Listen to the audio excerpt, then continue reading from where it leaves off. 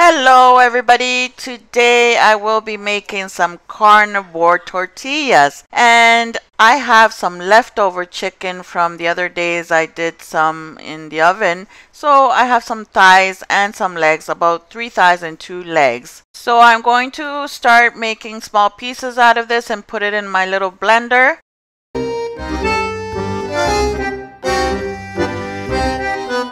Now I'm going to add 3 eggs. Oops, one thigh almost escaped. That is why you're seeing me put more meat. Okay, so now I'm going to add just a little tiny bit of salt because this chicken already has salt and has seasoning. And let's blend this up. Okay, so now you can see this is really thick. So what I'm going to do is add some half and half cream, or you can use whipping heavy cream. I'm going to put in 6 tablespoons. This is the one I'm using, but like I said, you can use whipping cream.